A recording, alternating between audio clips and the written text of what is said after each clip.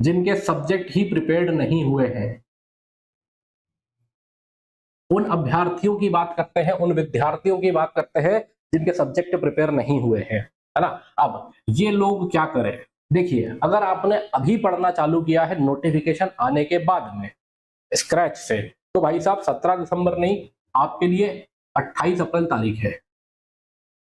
किसके लिए कह रहा हूं, जो एकदम न्यू स्टार्ट कर रहे हैं, आप क्या करें, आप 28 अप्रैल पर फोकस करें, क्योंकि मान लो तुम महा मेहनती हो, महा किस्मत वाले हो और महा ब्राइटेस्ट हो, तो भी तुम प्रीलिम्स निकाल लोगे तो मेंस नहीं निकाल पाओगे, और प्रीलिम निकालने पर नौकरी तो नहीं मिलती, ये आपको भी पता, मेरे को भी पता है ना। तो इसी वजह से करना क्या है, जो बिल्कुल नया स्टार्ट कर रहे हैं, जिनकी मान लो 10 में से 2 यूनिट पड़ी है, तो तुमने 3 यूनिट पड़ी है, तो भाई साहब 28 अप्रैल पे जाना, मुगालते मतलब कहते हैं ना, हाथी पालो घोड़ा पालो शेर पालो, मुगालते मत पालो, तो मुगालते नहीं पालना है, 28 अप्रैल पे चले जाना चुपचाप, ईमानदारी से, ईमानदारी से, ठीक है। फिर अब ऐसा है कि जिसकी 5 यूनिट से लेकर ज्यादा प्रिपेयर है, ग्रेटर देन 5 प्रिपेयर है, 5 यूनिट से जिसकी ज्यादा प्रिपेयर है, उनको मैं कहूंगा कि यस यू कैन टारगेट 17 दिसंबर, आप 17 दिसंबर को टारगेट कर सकते हैं, ठीक है। आप 17 दिसंबर को बिल्कुल टारगेट कर सकते हैं, लेकिन इसमें एक कैच है, इसमें याद रखिएगा, इसको आप प्रैक्टिस मानेंगे, प्रेशर मत लेना, क्योंकि देखो भाई मानना पड़ेगा तुम्हें कि तुम्हारे से 2 लोग आगे हैं, तो वो आगे ही रहेंगे, वो दिन रात आके फोड़ रहे हैं, मेहनत कर रहे हैं, तो वो तुमसे आगे होना लाजमी है उनका।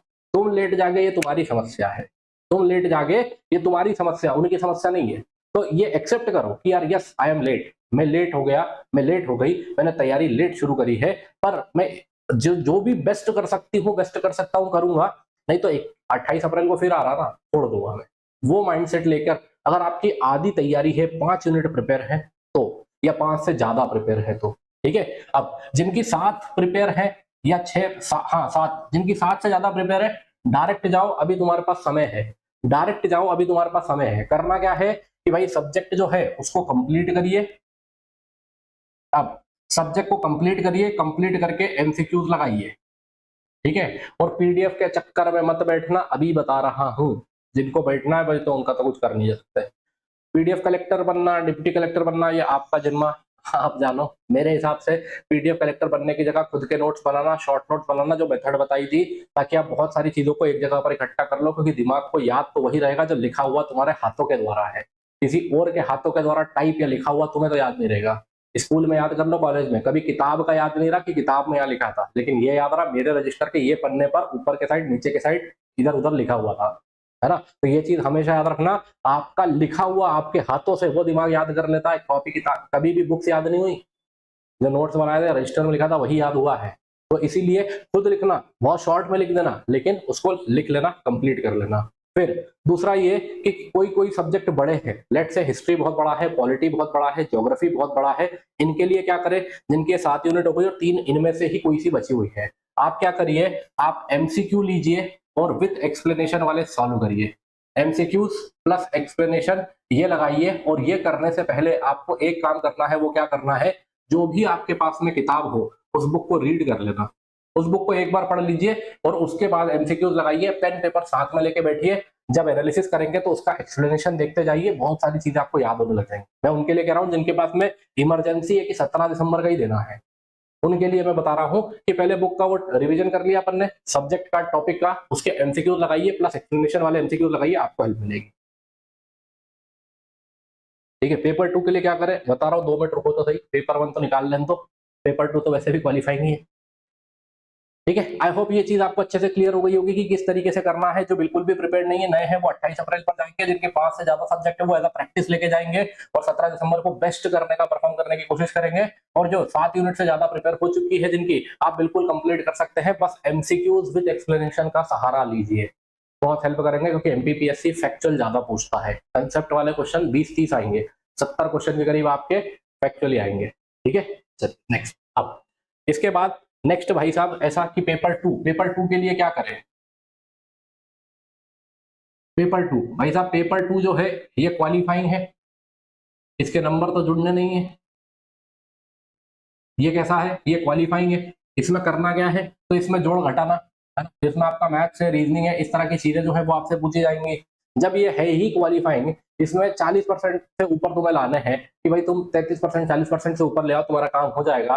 तो सिर्फ उतना ही तैयारी करो, 1-2 दिन पिछले 10 साल के पेपर लगा लो, जो टॉपिक नहीं बन रहा है कि भाई गलती कर रहे हैं हम, उसी टॉपिक को पढ़ लो कि ये क्या होता है, इसमें कैसे करना पड़ता है ना, बस वो आपने कर लिया, पेपर 2 निकल जाएगा। पेपर 2 डिफिकल्ट नहीं है, पेपर 1 है।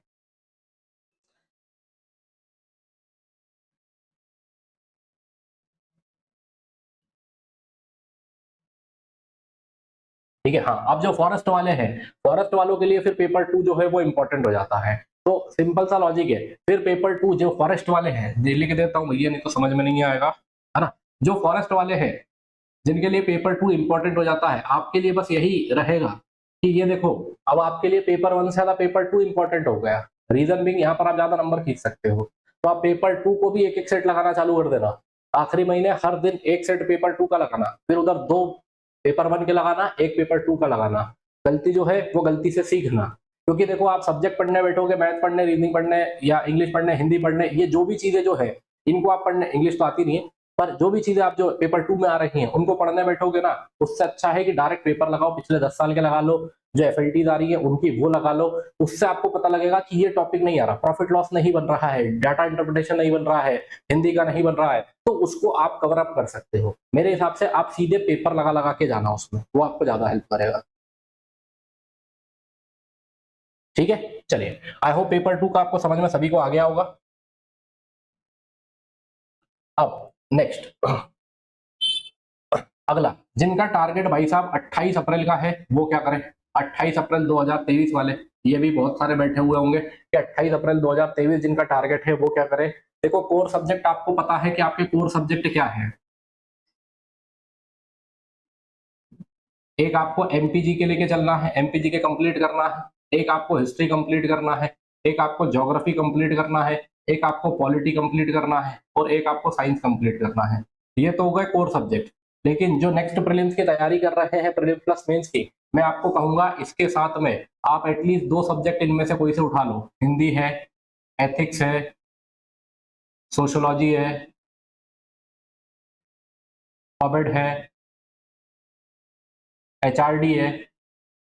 ठीक है, इनमें से कोई से 2 सब्जेक्ट, लेट से आपने हिंदी और एथिक्स उठाए, है ना, आपने हिंदी और एथिक्स उठाए, तो इनके साथ में ये भी चलो, क्योंकि फिर टाइम नहीं मिलेगा।